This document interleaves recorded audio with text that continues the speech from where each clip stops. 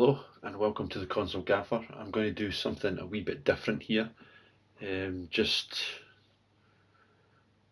to try and have a wee bit of fun and see if we can have a look at the January transfer window signings that Celtic have made and compare them with what Football Manager 26 says and how they're potentially going to perform in real life. So I've got a wee list of players here, of the players that Celtic signed in the January transfer window, and we're going to go through them and have a wee look at their stats, career to this point, and see if they're potentially going to be, if it shows how they are in Football Manager, how they are in real life, considering they've got the game against Aberdeen starting tonight, with some of their players like potentially Benjamin Arthur might be in the squad. Doubt it for tonight, as he just signed late on the transfer deadline. Joel Mvuka, I would expect him to be on the bench.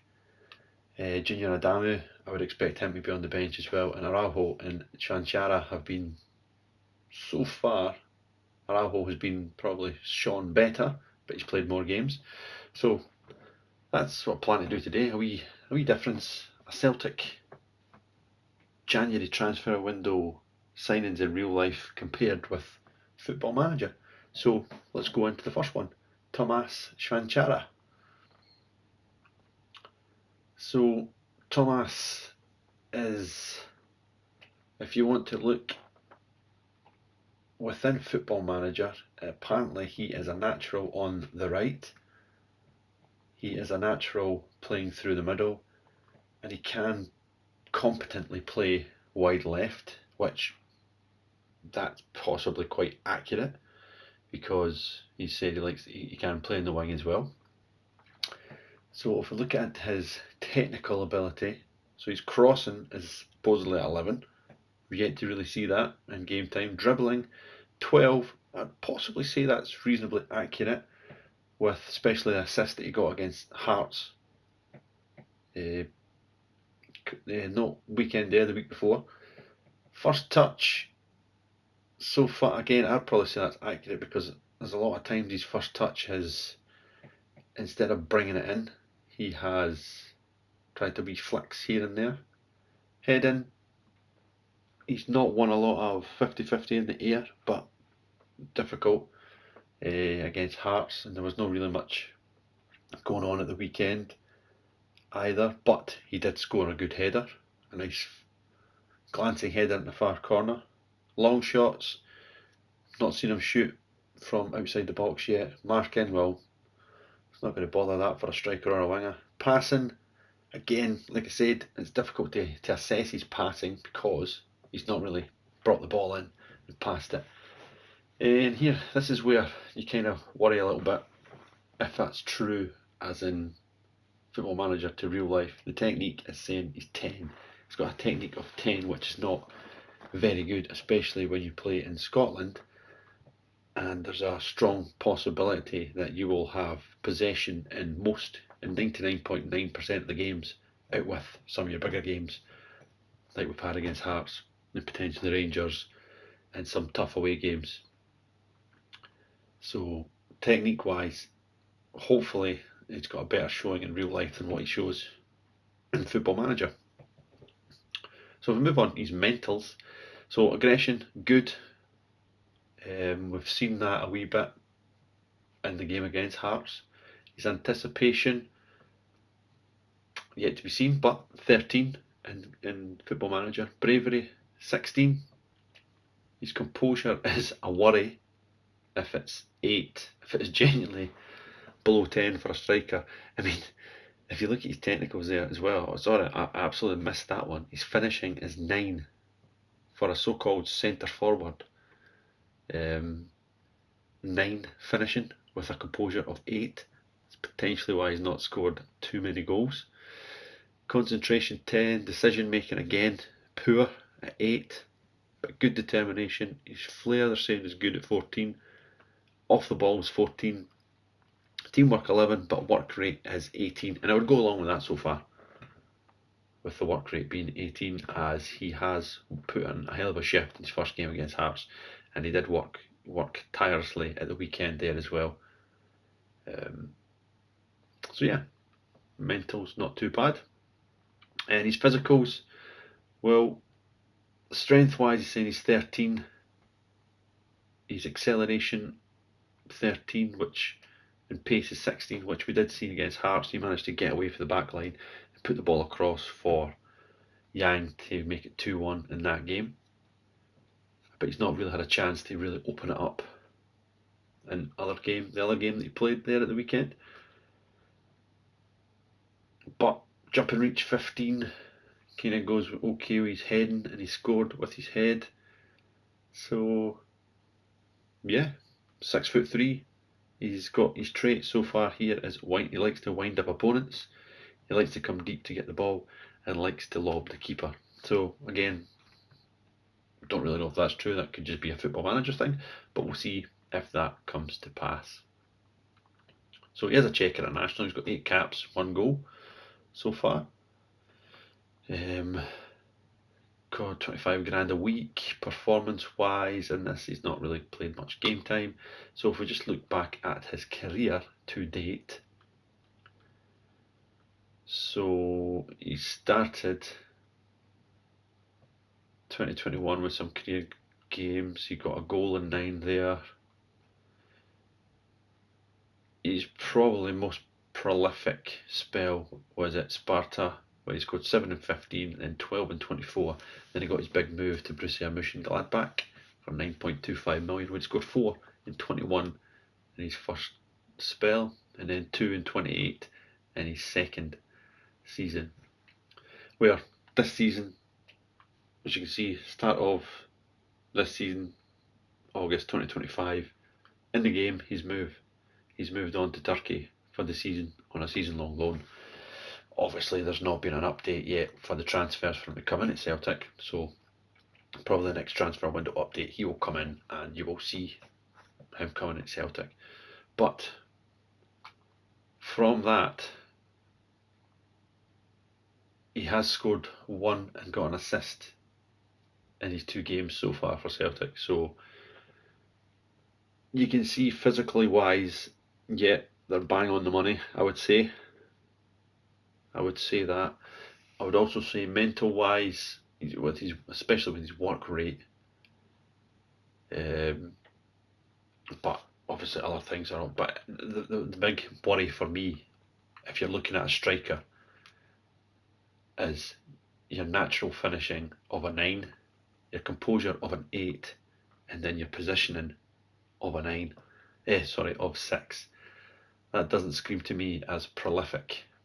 But you never know. He might come good. Everybody's got their club that they could come to and do the business. So yeah, that's Thomas Shvanchara, one of our January transfer window signings. So next one we're going to go through is Celtic's next one was Julian Araujo. Actually, he was the first and last signing in the door for Wilfred Nancy. Came on as sub against Rangers, and he's probably the most well known of the signings that we've made so far. Obviously been in Bournemouth in the Premier League. He's been at Barcelona as well. He's been at the Galaxy where he came from. So yeah, he's done okay so far since he's been at Celtic. So if you look at his technicals, and I would say, yeah, crossing, dribbling, his first touch has been looking good, his marking, his passing, his tackling, his technique, all, I would say, fit in pretty well with how he's done so far since coming to Celtic. His mental attribute, aggression, yeah, I like his aggression. He's quite quick into the tackle, and he's not bothered about actually putting his foot in. Bravery, 16. Composure, 11. There's sometimes, especially at the weekend, where it was wee headers back to the goalkeeper and stuff like that under pressure. So good, again, good decision making. And his work rate looks to be 15, so good mental attributes as well. And then you've got the physical attributes. So yeah, he has got some decent enough acceleration of pace. does look pretty strong. Yeah, so all in all, a well-rounded player coming in to Celtic in the January transfer window, and it has so far lined up with these stats. He probably has hit the ground running, and he got man of the match there at the weekend as well. So gets forward whenever possible. Good trait to have at Celtic, especially for a fullback. And he likes to dive into tackles, which yes, we have seen that already. So yeah, I think that probably stats are pretty good, and it stands up pretty well. Career stats, so he's played mostly wherever he's been. Went to Barcelona from the Galaxy, 3.2 million. Never played there, but went on loan to Las Palmas. Played 25, got on a goal, back to Barca, and then he made his £8.5 million move to Bournemouth, where he played 12 in his first season, and then obviously there's this season here, so where he's on loan to Celtic come the January. So all in all, I think he's going to be a solid signing. He does look a solid player within Football Manager. So yeah, I think that pretty accurate so far. Next signing that we have brought in is Junior Adamu. So Austrian international. And to this point, he's got 9 caps with 0 goals. Striker, again, can play. He's probably not as comfortable to play out on the wings, but he can play there. And yet again, the glaring thing for me is, for a striker, finishing, composure, concentration and positioning. So if this is correct and the stats are correct with how people are lining up, which usually are, they're usually not too far away within Football Manager and stuff like that. That's how players are scored on how they do, how they play. And if that is the case, you can kind of see a profile of what Martin O'Neill and Sean Maloney have been looking at. They've been looking for some tallish strikers with good physical attributes, meaning pace and strength, and work for the team very well. Not necessarily prolific in goal scoring. So we just need to wait and see again how that pans out. But we've not seen Junior Adamu play yet. Might get to see him against Aberdeen this evening. And we'll see how that goes. But yeah, as far as technical ability goes, a little bit better than Shanchara, technique wise, but really not much else better, to be fair. Work rate, relatively the same. Teamwork's good. Off the ball, good. Flair, determination's good. His bravery, his anticipation and aggression is good. And then you've got your physicals where his acceleration and agility, decent enough pace, good stamina and decent enough strength. And he likes to beat the offside trap. So he's somebody who's going to go long. He's not really going to come short to get the ball. He's going to go long, try and get in behind, run the channels, beat the offside trap. I don't think you really want him coming short to link the game, because technically I don't think he's able to do that. So if we look at his career to date, and you can see in 150 appearances he's got 44 goals. So early days he scored 14 and 20, then he moved to Salzburg in St. Gallen, 6 goals and 14, then back to Red Bull Salzburg where he scored 7 and 30, and then 10 and 28, and then really he scored 2 goals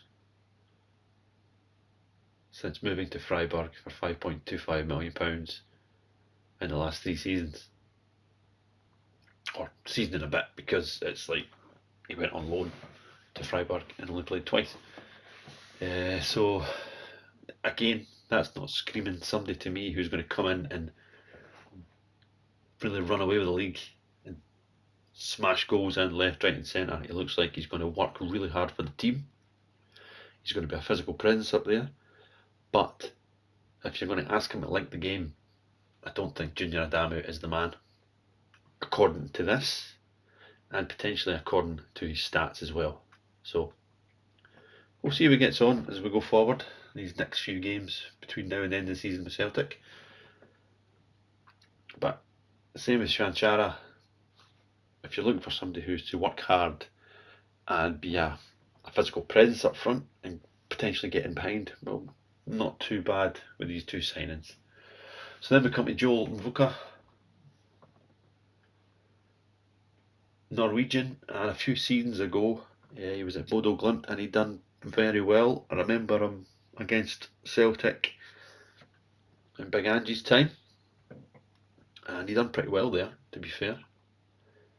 I don't know what's happened with the old medical. There's been rumours about he's got some kind of heart condition that obviously gets flagged up within the medical, but it's not that much of a big deal for him to play. So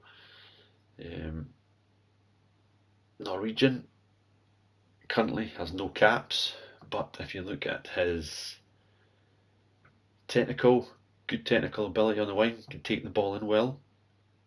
His passing's not too bad with 12. Not got much long shots, but his first touch is good, so that balances in with his technique. So good first touch and technique, and his dribbling is good as well. Crossing is 11. So, and it's what we've seen at Bodo Glimt. He can good touch, and he is good at dribbling. Not maybe so good at going past people, like actually beating people. Maybe better at just bit of pace, touching away and through and try and get the ball into the box. But we'll have a look at his career stats as well and see how he's got on assist wise, see if that's any good. But again, mental